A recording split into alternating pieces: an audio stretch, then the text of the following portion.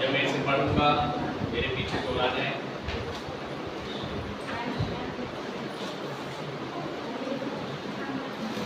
Hallelujah. भजन संहिता 115 और आज का हमारा टॉपिक है परमेश्वर अपने सब डरवैयों को आशीष करेंगे। हालेलुया। क्या खुश है? यस। हालेलुया। ये खुश होने की बात है क्योंकि परमेश्वर के वचन में लिखा है वो अपने सारे डरवैयों को आशीष देगा। हालेलुया। कई बार हम लोग सोचते हैं यानी मैं तो अभी पहली बार आया, दूसरी बार आया, या मुझे 1 साल हुआ है, या मुझे 2 साल हुआ है, वो भाई को 10 साल हो गए, वो बहन को 10 साल हो गए, परमेश्वर मुझे आशीष नहीं करेगा। ऐसा नहीं सोचना है। वहाँ ये नहीं लिखा कि कौन पहली बार आया, दूसरी बार आया, 2 साल हो गए, या 4 साल हो गए, या 10 साल हो गए।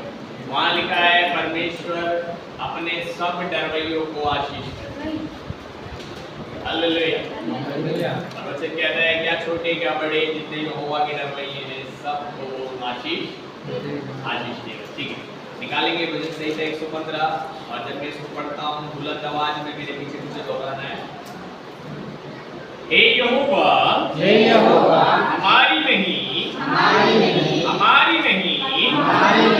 वरन अपने ही नाम की महिमा अपनी करुणा और सच्चाई की निर्मित कर जाति जाति के लोग क्यों कहने पाए उनका परमेश्वर कहाँ रहा। हमारा परमेश्वर तो स्वर्ग में है। उसने जो चाहा वही किया है। उन लोगों की मूर्ति सोने चांदी ही की तो है। वे मनुष्य के हाथ की बनाई हुई है। उनकी मुंह तो रहता है परंतु वे बोल नहीं सकती। उनके आंख तो रहती है परंतु वे देख नहीं सकती। उनके कान तो रहते हैं परंतु वे सुन नहीं सकती। उनके नाक तो रहती है परंतु वे सूंघ नहीं सकती। उनके हाथ तो रहते हैं परंतु वे स्पर्श नहीं कर सकती। उनके पांव तो रहते हैं परंतु वे चल नहीं सकती। और अपने कंठ से कुछ भी शब्द नहीं निकाल सकती। जैसी वे हैं वैसे ही उनके बनाने वाले हैं और उन पर सब भरोसा रखने वाले भी वैसे ही हो जाएंगे। इज़राइल यहोवा पर भरोसा रख। तेरा सहायक और ढाल वही है। हे हारून के घराने यहोवा पर भरोसा रख। तेरा सहायक और ढाल वही है। हे यहोवा के डरवैयों यहोवा पर भरोसा रखो। तुम्हारा सहायक और ढाल वही है। यहोवा ने हमको सिमरन किया है। वे आशीष देगा। वे इज़राइल के घराने को आशीष देगा। वे हारून के घराने को आशीष देगा। क्या छोटे क्या बड़े जितने यहोवा के डरवैये हैं वे उन्हें आशीष देगा। यहोवा तुमको और तुम्हारे लड़कों को भी अधिक बढ़ाता जाए। यहोवा जो आकाश और पृथ्वी का करता है उसकी ओर से तुम आशीष पाए हो। आशीष पाए हो। स्वर्ग तो यहोवा का है, स्वर्ग तो यहोवा का है, परंतु पृथ्वी उसने मनुष्यों को दी है। मनुष्य को दी है। मृतक जितने चुपचाप पड़े हैं, मृतक जितने चुपचाप पड़े हैं, वे तो यहाँ की स्तुति नहीं कर सकते, परंतु हम लोग यहाँ को अब से लेकर सर्वदा तक धन्य कहते रहेंगे। यहाँ की स्तुति करो। प्रभु के वचन के पढ़े जाने सुने जाने पर आशीष हो। मसीह यीशु के नाम में मांगते जोर से बोले आमीन आमीन आमीन हालेलुया। परमेश्वर को महिमा मिले सारी बातों के लिए, और प्रभु को हम सारा आदर, सारा मान, सारी स्तुति उसके जीवित और सच्चे नाम को देते हैं। यीशु के नाम के लिए हाथ उठाकर धन्यवाद करते। बाइबल कहती है वो सर्वश्रेष्ठ नाम है यीशु नाम। उसके आगे हर एक घुटना टिकेगा, हर एक जुबान कहेगी यीशु ही प्रभु है। मैं आप सबकी ओर देखते हुए और ऑनलाइन में भी जिनसे बाइबल सुनते हैं, आपको भी याद करते हुए आपके जीवनों पर यीशु मसीह के सामर्थी नाम को रखता हूँ। आप जिधर भी जिस हिस्से में बंधन में है, यीशु मसीह नासरी के नाम में दुष्ट के, शैतान के सारे बंधन, कर्जे के, बीमारी के, क्लेश के, नशे के सारे बंधन यीशु नासरी के नाम में एक के जीवन से टूट जाए, और शैतान की कोई योजना यीशु के नाम में सफल ना होने पाए।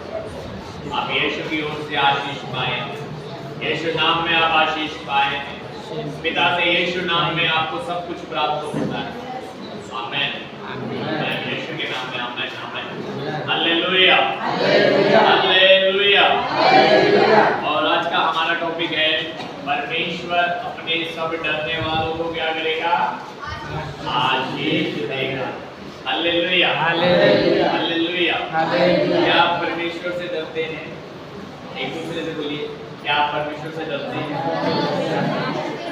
तो बाइबल बोलती है परमेश्वर अपने डरने वालों को आशीष देगा। कैसा परमेश्वर?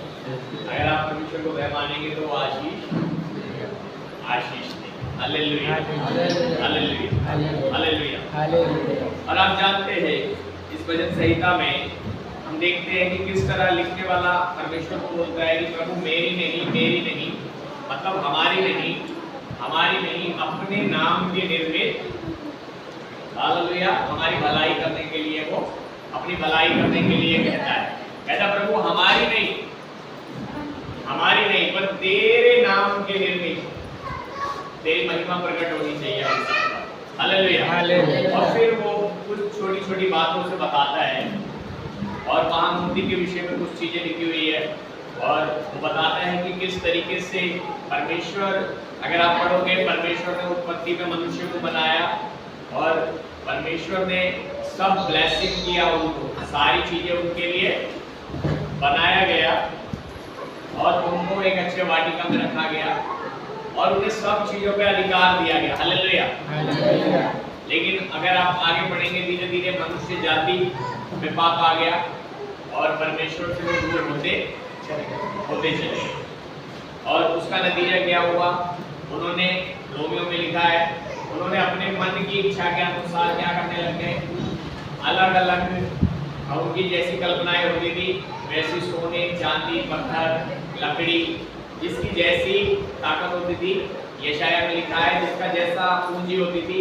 मान लो कोई गरीब है तो मिट्टी का या अच्छी लकड़ी देखकर, एक अच्छा पेड़ देखकर उसे काट के मूर्ति बना लेता था।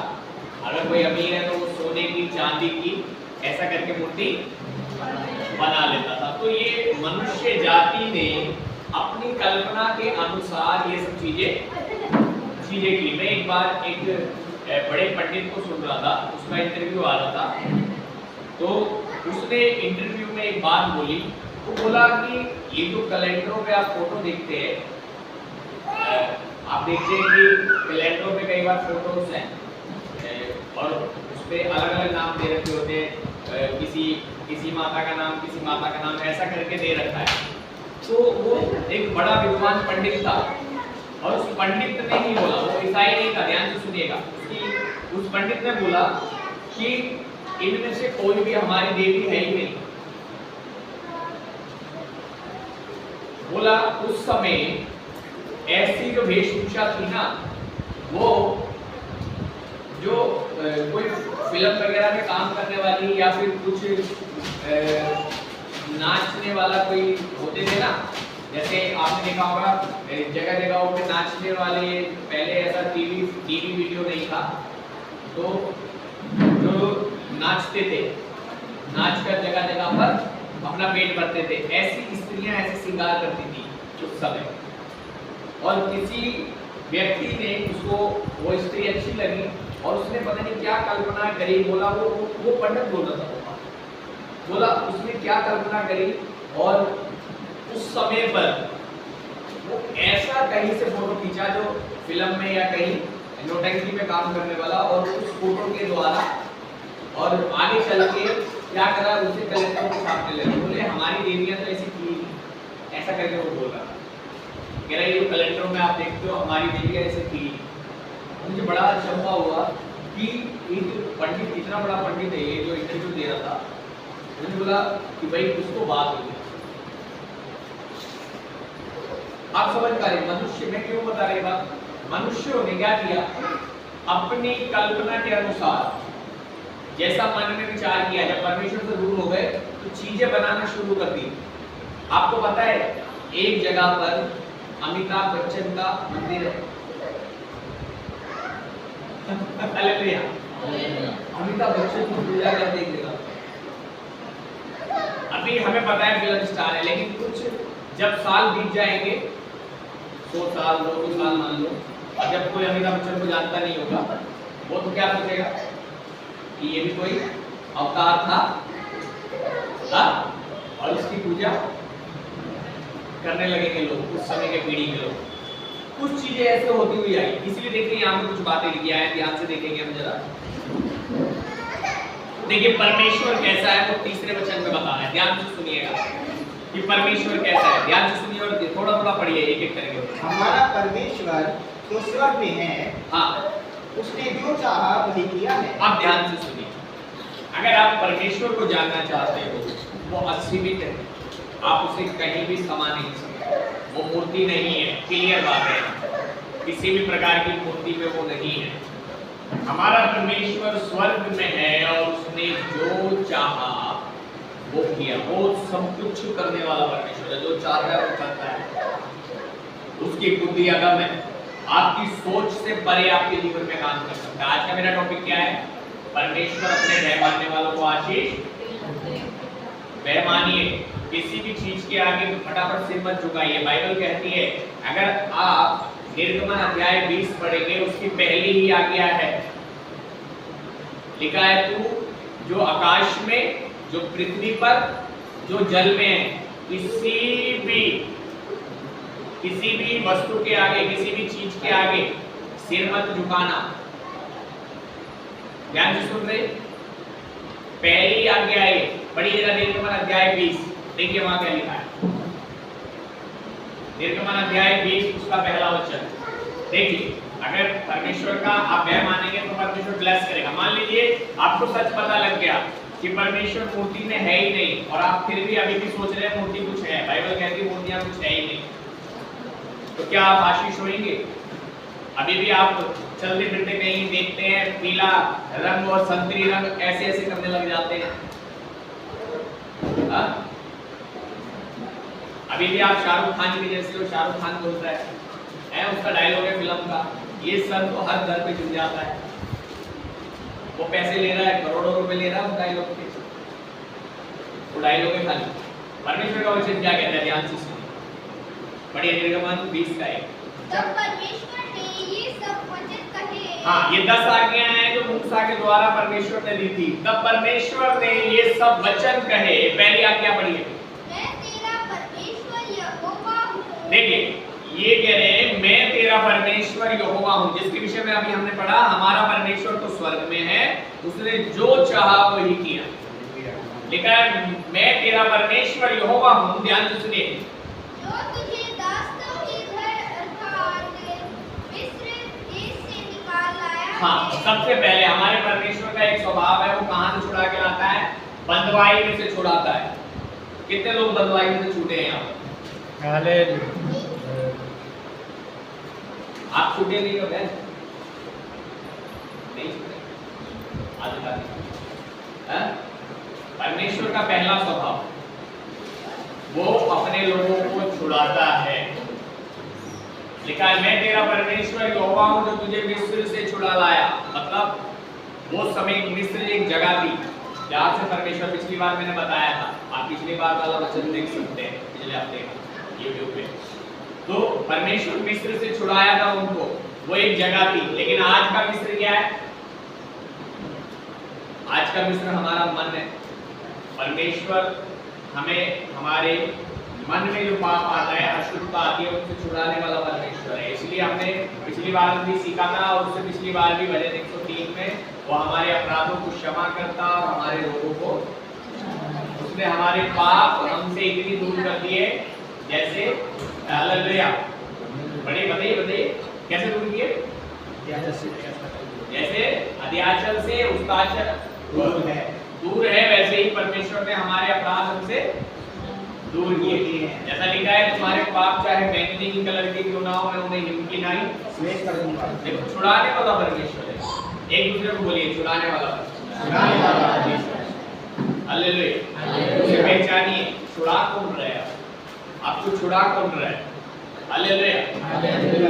वहां लिखा है, मैं तेरा परमेश्वर यहोवा हूं जो तुझे छुड़ाने वाला है, मिस्र से छुड़ा लाया, जैसा लिखा है वहां आगे। तू मुझे छोड़ दूसरों को ईश्वर करके ना मानना। सबसे पहली आज्ञा, तू मुझे छोड़ किसी और दूसरे को ईश्वर करके नहीं मानना है। वो बाबा जी बहुत चल रहे हैं, वो बहन है, एक वो बहन है, वो आश्रम चला रही है, ऐसा करके, या किसी भी प्रकार की कोई मूर्ति को, या किसी सूर्य, चंद्रमा, तारागण को, किसी भी वस्तु को, किसी भी व्यक्ति को आप परमेश्वर की जगह मत देना, वहां लिखा है। बढ़िया है। तू अपने लिए कोई मूर्ति खोदकर ना बनाना। देखो, सबसे पहली आज्ञा थी, तू किसी भी प्रकार की मूर्ति खोदकर ना बनाना, ना किसी की प्रतिमा बनाना, ना किसी की प्रतिमा बनाना, जो आकाश में, चाहे आकाश में हो, सूरज, चंद्रमा, तारागण, किसी भी प्रकार की कोई उसकी मूर्ति, कोई प्रतिमा मत बनाना। बनाते ना कई लोग जल चढ़ाते रहते ऐसे, और जल चढ़ता तो है नहीं, नीचे चला जाता है। चढ़ क्यों नहीं रहा है? चढ़ेगा कैसे? वो चढ़ नहीं सकता है। आगे बढ़िए। क्या पृथ्वी पर है, क्या पृथ्वी के जल में है। हाँ, चाहे पृथ्वी पर, चाहे पृथ्वी के जल में, ना तो आकाश में ही किसी चीज को आपने बनाना है, और ना ही पृथ्वी पर की किसी वस्तु की मूर्ति या फोटो बनानी है, और ना ही समुद्र में। कई लोग मछलियों को खाना खिलाते हैं, बहुत अच्छी बात है, खिलाना है, लेकिन फिर उसके बाद कई लोग क्या करते हैं, हमें आशीर्वाद देते हैं, चींटियों को देते हैं, फिर हमें आशीर्वाद देना। अरे भाई, आशीर्वाद नहीं दे सकती, वो आपके आदि ने, आपको उनको खिलाना है, अच्छा है। हालेलुया। किसी भी प्रकार की किसी वस्तु की मूर्त नहीं बनाना। आगे। तू उनको दंडवत ना करना। हाँ, अभी देखो, तो उनको दंडवत नहीं करना। कई बार हम देखते हैं ना, उधर कहीं भी संतरी रंग देखेंगे, है, कहीं भी जरा सी मूर्ति पड़ी देखेंगे, वहां ऐसे करने लग जाते हैं। लिखा है, तू किसी को भी मेरे सिवा दंडवत मत करना, मेरे सिवा किसी के आगे मत झुकना। हाँ, और ना उनकी उपासना करना। और उनकी उपासना नहीं करना, जो कुछ वो चीजें बोलती हैं उनको मत मानना। हालेलुया। हाँ? उनको नहीं मानना। हाँ, क्योंकि मैं तेरा परमेश्वर यहोवा, जलन रखने वाला परमेश्वर। हाँ, ध्यान से सुनो। हमारा परमेश्वर कैसा परमेश्वर है? जलन रखने वाला है। अगर आप परमेश्वर के लिए चलते हो और फिर भी मूर्तियों को कुछ समझते हो अभी भी, तो याद रखो, परमेश्वर जलन रखता है। हाँ, और जो मुझसे बैर रखती है। हाँ, तो वो क्या समझता है? उन लोगों को अपना बैरी समझता है। अभी भी प्रभु को जानने के बाद जो नहीं जानता, वो उन चीजों को अभी भी चल रहा है, वो बात अलग है। लेकिन जो जान गया, वो फिर उसके बाद भी वही चीजों को कर रहा है, तो परमेश्वर उन्हें बैरी समझता है। हाँ, उनके बेटों पोतों और परपोतों को भी सर्वों का दंड दिया करता है। हाँ, अभी आप जान गए आप, और फिर भी वो मूर्तियों का काम करते हो, उन्हें कुछ समझते हो, तो याद रखो परमेश्वर जलन रखने वाला परमेश्वर है, और वो क्या करता है, ऐसों को अपना बैरी समझता है कि तू जान गया फिर भी वही काम कर रहा है, परमेश्वर का वचन नहीं मान रहा, तो क्या करता है, उनके बेटों पोतों परपोतों को भी 3 पीढ़ी तक दंड देता है। आप कहोगे भैया हमने तो कहा था कि वो अपने डरवैयों को आशीष देता है। हाँ बिल्कुल, अपने डरवैयों को आशीष देता है, उससे डरिए, उसका भय मानिए, किसी भी प्रकार की मूर्ति या किसी प्रकार की फोटो के आगे झुके नहीं। ऐसे ऐसा करते कई लोग, कहीं पे भी जाएंगे ऐसे ऐसा करते, कहीं भी कुछ दिखेगा ऐसा करेंगे। कोई मर गया क्या आ जाएगा रात को तेरे पास, फिर क्या करेगा? आप क्या था ये? अरे वो दुखी हो सकते हो आप कि किसी का कोई प्रियजन चला गया, लेकिन ये क्या है, कई लोग कोई मर गया उसका वो आला बना के उसमें दिया जलाते रहते हैं लोग, फिर एक दिन वो आ जाती है, उसका नाम लेके शैतान का आत्मा आ जाता है, फिर मांगता है लाओ दे दो। फिर रोने लग जाते हैं, फिर क्या हो गया, ये क्या हो गया, बाबा सता रहे, बाबा नहीं सता रहे, शैतान आ जाता है उनका नाम लेके। बाबा आ नहीं सकते, बाइबल में लिखा है मनुष्य एक बार पैदा होता, एक बार मरता है और न्याय होने के लिए चला गया। तूने अपने मन से जो तू करने लगा उसके कारण तेरे पे ये सब समस्या आ गई। अच्छा ध्यान से सुने, तो मैंने बताया कि पहली ही आज्ञा है किसी भी प्रकार की किसी मूर्ति को नहीं बनाना और किसी भी चीज के आगे आप दंडवत नहीं करना है। आपको पता है हमारे बच्चे, मेरा बेटा बेटी 18 साल के हो गए, आज तक हमारा पैर नहीं छुआ, हमने कभी अपने बच्चों से पैर नहीं छुआ। यहाँ तक कि वो स्कूल जाते थे तो उनके टीचर कई बार ऐसा देखते थे, सब बच्चे अपने टीचर को पैर छूते थे, हमारे बच्चों ने कभी नहीं छुए। ऐसा नहीं कि आदर नहीं करते, ऐसा नहीं है कि वो आदर नहीं कर रहे, लेकिन वचन कहता है किसी के आगे नहीं झुकते, परमेश्वर के आगे झुकते। हमने कभी ऐसा करवाया ही नहीं। आदर करेंगे लेकिन झुकते नहीं है किसी के आगे, किसी भी चीज के आगे, किसी मनुष्य के आगे, खाली परमेश्वर के आगे झुकते। मैं जानता हूँ थोड़ा सा कठोर बात है ये, आप इसे ले सकते तो लीजिए, नहीं तो आप देखिए, लेकिन आज तक हमारे बच्चे लोगों को हमने कभी ऐसा नहीं किया। हालेलुया, ये वचन में आ गया है, किसी के भी आगे नहीं, परमेश्वर के। हालेलुया, ठीक है। तो अब थोड़ा सा हम देखेंगे, 4 वचन पढ़िए, वापस आइए 115 में। तू अपने लिए उन लोगों की मूर्तें सोने चांदी की तो हैं। हाँ देखो, उन लोगों की मूर्तें, तो यशाया में लिखा है उन लोगों ने मूर्तें बनाई जिसकी जैसी हैसियत थी। मान लो कोई गरीब है, उसने मिट्टी की, लकड़ी की, अच्छा पेड़ देखा, लकड़ी काट कर उसकी बना ली। कोई अमीर था, उसने सोने की बना ली। कोई उससे थोड़ा भी गरीब था, उसने चांदी की बना ली। ऐसे करके उन्होंने मूर्तें बना ली। तो वहाँ लिखा है उन लोगों की मूर्तें सोने चांदी ही की तो है, वे मनुष्य के हाथ की बनाई हुई हैं। हाँ, किसके हाथ की बनाई हुई है? आपके और मेरे जैसे मनुष्य के हाथ की बनाई हुई है। अब एक बात बताइए, मैं कई बार कई लोगों से पूछता हूँ, हम किसकी पूजा करें? जिसने हमें बनाया है या हमारे जैसे किसी व्यक्ति ने उसे बनाया है? किसकी पूजा करें? किसके आगे झुके हम? जिसने हमें बनाया। तो वो स्वर्ग में है और उसके विषय में लिखा है उसने जो चाहा वो किया। हाँ, एक बार मेरा अपना बहन, मेरा रिश्ते में मेरा बहन है हुआ कल जी, और मेरे को बोली कि तुम तो अपना छोड़ के पढ़ाई में चले गए। Hallelujah, hallelujah.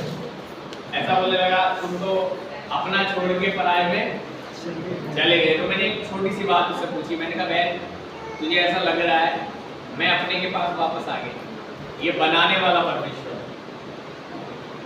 मैंने कहा एक बात बता, तू खुद बता, मैं किसके पीछे चलूं? जिसने मुझे बनाया है उसके पीछे चलूं या जिसको किसी मेरे जैसे व्यक्ति ने बनाया है?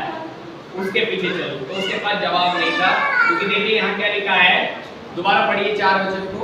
उन लोगों की मूर्तें सोने चांदी की तो हैं। हाँ, उन लोगों की मूर्तें सोने चांदी की ही तो हैं और चांदी की ही तो है, वे मनुष्य के हाथ की बनाई हुई हैं।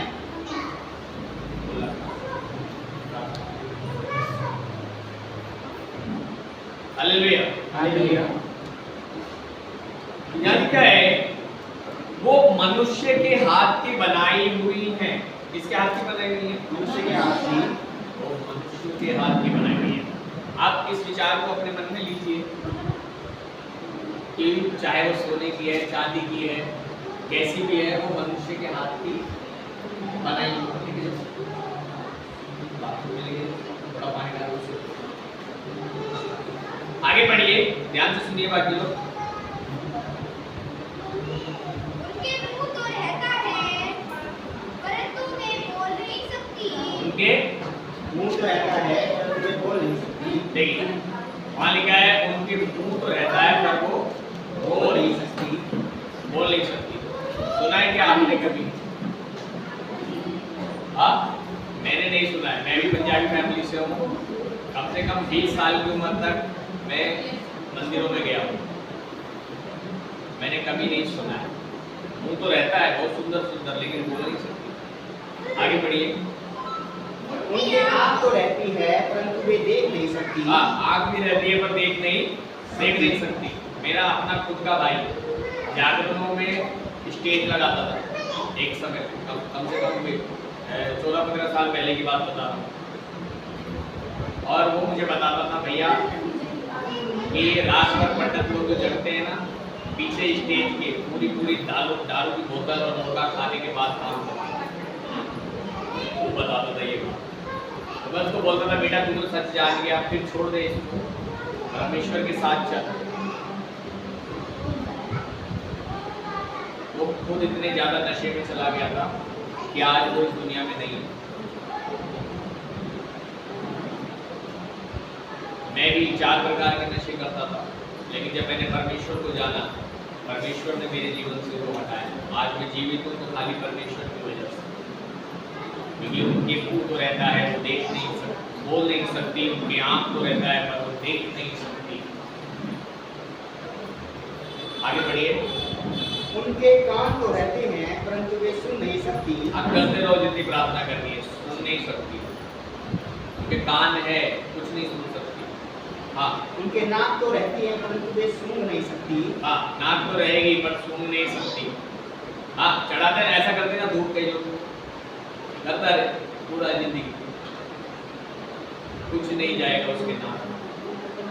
हाँ, उनके हाथ तो रहते हैं परंतु वे स्पर्श नहीं कर सकती। हाँ, उनके पाँव तो रहते उनके हैं, हाथ रहेगा, छू नहीं सकती, कभी नहीं छू पाएगा।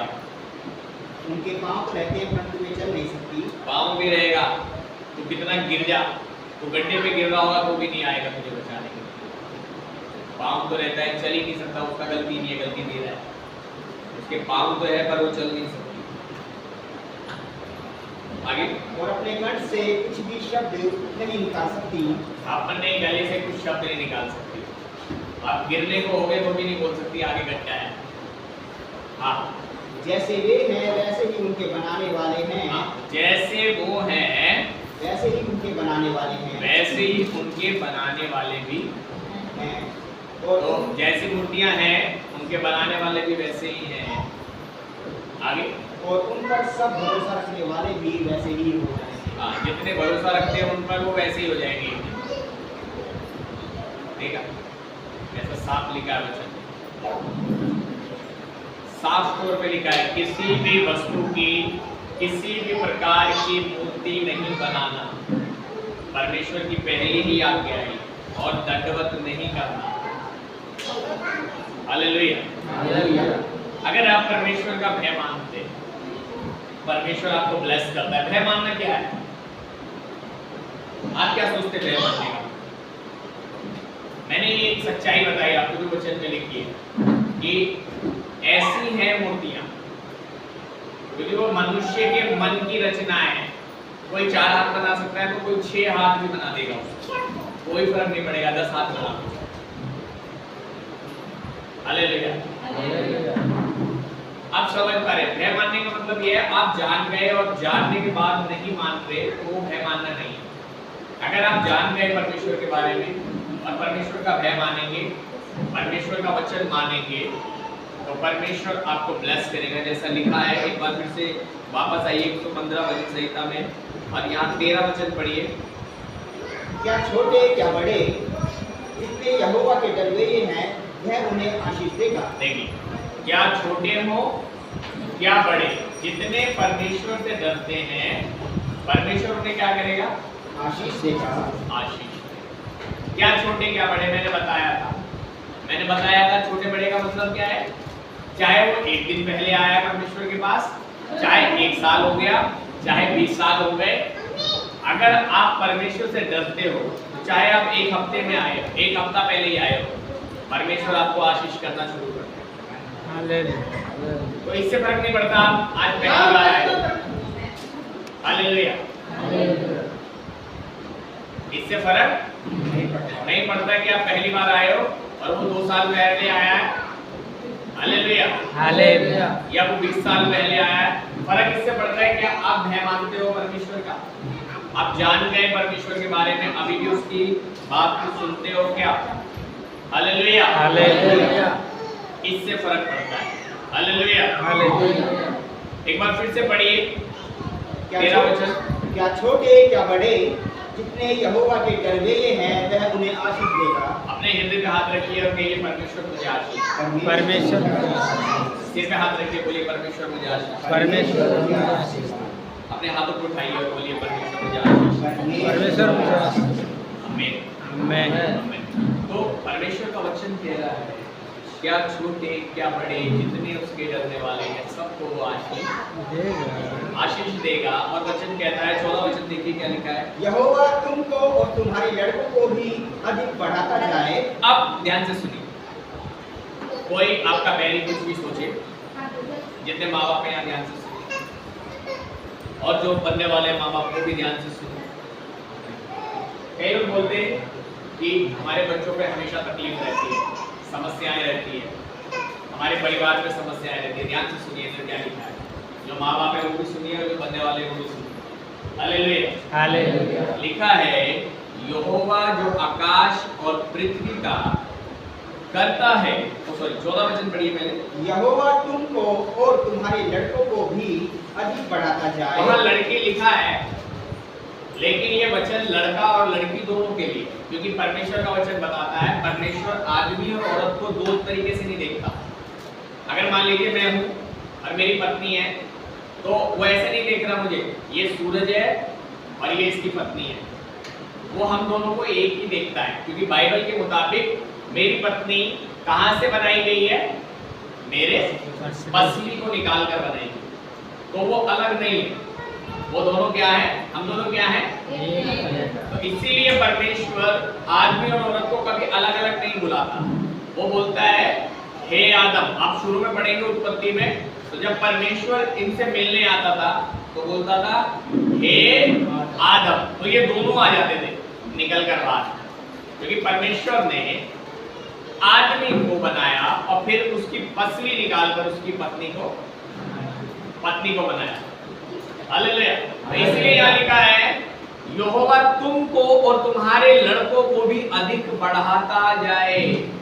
मतलब तुम्हारे बेटे और बेटियां, अगर आप भय मानते हो परमेश्वर का, तो आशीष होते चले जाएंगे। Hallelujah, hallelujah. अगर आप निर्गमन उसके पहले अध्याय और 20 अध्याय के पहले वचन को आप अगर पूरा आगे तक पढ़ोगे तो वहां लिखा है कि उसकी जो उसका क्रोध है वो तो 3 पीढ़ी तक रहता है, पर उसकी दया 1000 पीढ़ियों तक रहती है।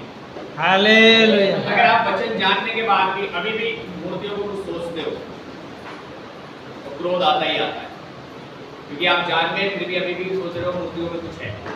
लेकिन अगर आप जान गए वचन और आप परमेश्वर का भय मानने लगे, तो बाइबल बताती है आपकी 1000 पीढ़ियों तक परमेश्वर का आशीष। तो हाथ उठाइए और बोलिए मेरे बेटे मेरी बेटियां सब आशीष हो। यीशु के नाम में आज मेरे बच्चों पर से मैं सारे श्राप को, सारे जंजीर को, सारे अशुद्ध आत्माओं को बांध कर तोड़ देता हूँ यीशु के नाम। आमीन। आप समझ पा रहे हैं? आप प्रभु के वचन को जान गए, लेकिन आपसे पहले जो पीढ़ी थी शायद उन्होंने भी जाना यीशु के वचन को, लेकिन माना नहीं, तो 3 पीढ़ी तक शराब आ जाता है। मेरा माँ बाप भी मूर्ति पूजा करता रहा, मेरे पिता तक मूर्ति पूजा हो रहा था हमारे घर में। यानी कि मेरा बाबा यानी कि दादा और उसका पापा भी कभी परमेश्वर के बारे में जाना था, लेकिन सुना नहीं था। 3 पीढ़ी तक आता है श्राप। लेकिन जब मेरे पास आया वचन, मैंने विश्वास किया, अभी क्या हुआ? मेरा पीढ़ी में श्राप टूट गया। हालेलुया। आप वही तीसरी पीढ़ी हो सकते हो जहां श्राप टूटा है, क्योंकि आप विश्वास कर रहे हो। किस बात पर? कि बाइबल बताती है मूर्तियां जो है वो मनुष्य के मन की कारीगरी है। आप देखो किसी मूर्त का 4 हाथ है, आप कारीगर से जाके बोलो मेरे को 6 हाथ वाला चाहिए, बना के दे देगा। आप बोलो 8 हाथ वाला चाहिए, बना के दे देगा। अब मुझे बताओ सृष्टिकर्ता आप हो या वो है? हालेलुया। समझ पा रहे मेरी बात को? समझने के बाद अनजान नहीं बना, क्योंकि यहाँ लिखा है परमेश्वर का वचन, यहोवा तुमको और तुम्हारे लड़कों को, मतलब तुम्हारे बच्चों को भी अधिक बढ़ाता जाए। आगे बढ़िए 15 वचन। जो आकाश और पृथ्वी का करता है, हाँ, उसकी ओर से तुम पर आशीष हो। हालेलुया। यहाँ लिखा है यहोवा जो आकाश और पृथ्वी का करता है, उसकी ओर से तुम आशीष पाए हो। हालेलुया। कहाँ से आशीष आई आपको? यहोवा की। बोलो ना, कहाँ से आशीष आई? यहोवा की। बाइबल क्लियर बताती है हमारा परमेश्वर स्वर्ग में है, उसने जो चाहा वो किया। अगर आपको ऐसा काम चाहिए, परमेश्वर से जो चाहा वो किए वाला, मतलब जो आपसे नहीं हो सकता, जो किसी मनुष्य से नहीं हो सकता, ऐसा चाहिए आपको, तो परमेश्वर ही करता है। और उसका नाम यही है, लिखा है यहोवा जो आकाश और पृथ्वी का करता है, उसकी ओर से तुम आशीष पाए। हालेलुया। क्या आप समझ पा रहे मेरी बात? भय मानने के पीछे ही आशीष। हालेलुया। और भय उसे कहते हैं जब आप जान गए तो आपको काम करना है। कितने लोग पिछले हफ्ते में थे, पिछले और उससे पिछले हफ्ते में थे? हाथ उठाइए। हालेलुया। हालेलुया। मैंने बताया था बहनों के पास एक सामर्थ्य है जिससे उसके परिवार में से, उसके घराने में से कुछ भी जाएगा नहीं। क्या बताया था? क्या सामर्थ्य है बहनों के पास? बहनों के पास एक सामर्थ्य बताया मैंने। क्या है वो? किसने प्रार्थना किया उस सामर्थ्य के साथ? देखो वो छोटा सा बहन किया, बाकी सब कान पे रुई लगा के बैठा था। क्या मैंने बताया था? प्रार्थना, बहनों के पास प्रार्थना की सामर्थ्य है। नीति वचन 31:21 में लिखा है कि वो अपने घराने के लिए हिम से नहीं रखती, क्योंकि उसके घर के सब लोग क्या कपड़े पहनते हैं? आपने लहू से प्रार्थना किया, यीशु के लहू से प्रार्थना किया, उसको रेगुलर करते रहे, आप एक सामर्थ्य को देखेंगे अपने जीवन। और भाइयों के ऊपर मैंने बताया था कौन सा अभिषेक है? राजाओं का अभिषेक। और राजाओं का अभिषेक कैसे बना रहेगा? कैसे बना रहता है? जब आप वो काम जो परमेश्वर की निगाह में ठीक नहीं है उसे बंद। आप समझ पा रहे हैं? आप आशीष जब होते हैं जब आप वचन सुनकर उसको मानते हैं। है माना ना आपने जान लिया परमेश्वर के बारे में, आपने माना तो आशीष हो जाएंगे आप। Hallelujah, hallelujah, hallelujah. हालेलुया। एक दूसरे को बोलिए, परमेश्वर को भय मानिए। इसका मतलब है परमेश्वर का वचन मानिए। मैंने बताया था राजा लोगों को मना है किसी भी प्रकार का नशा करना, कोई नशा, गुटखा, बीड़ी, सिगरेट कुछ भी नहीं लेना। अगर आप बोलते हो मैं परमेश्वर का बेटा हूँ, परमेश्वर की बेटी हूँ, बहनों को भी याद रखो, कई बहनें भी गुटखा खाती है, मैंने देखा है। किसी भी प्रकार का नशा आपके घर में अगर आ रहा है तो वो मृत्यु का आत्मा लेकर आ रहा है, याद रखना। उसके साथ शैतान का मारने वाला आत्मा आता है, और वो खाली आपके जीवन पर ही नहीं, आपके पूरे परिवार पर इफेक्ट करता है। आपके घर में आई ना वो शैतान की चीज, पूरे घर में इफेक्ट करती है। इसलिए तो राजाओं का अभिषेक है। इसीलिए नीति वचन 31:4 में लमुएल राजा की मां ने उसको ये बात बोली कि लमुएल, राजाओं का नशा करना ठीक नहीं है। उनका दाख मधु, हालेलुया, उनका पत्नियां भी उनका दाख मधु पिए, वो भी ठीक नहीं है। क्योंकि राजा लोग अगर नशा करेंगे तो वो व्यवस्था को भूल जाएंगे, और भूलने के कारण क्या करेंगे, अपने किसी दुखी के हक को मारेंगे। यानी कि जहां सही काम करना था वहां गलत काम करेंगे। हालेलुया।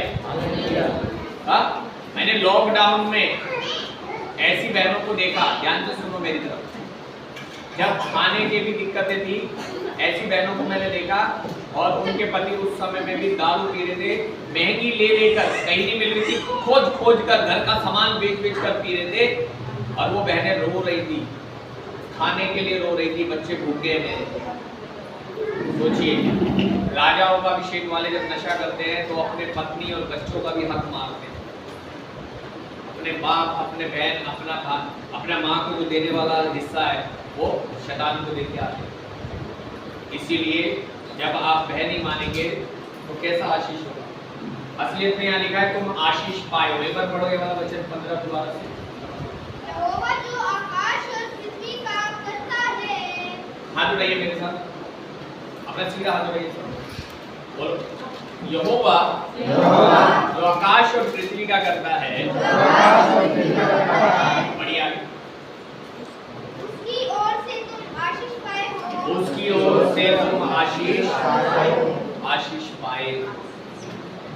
आशीष मिलेगी, क्या लिखा है वहां? आशीष पाया हो। पाए हो। अब बोलोगे कैसे? बताओ कैसे?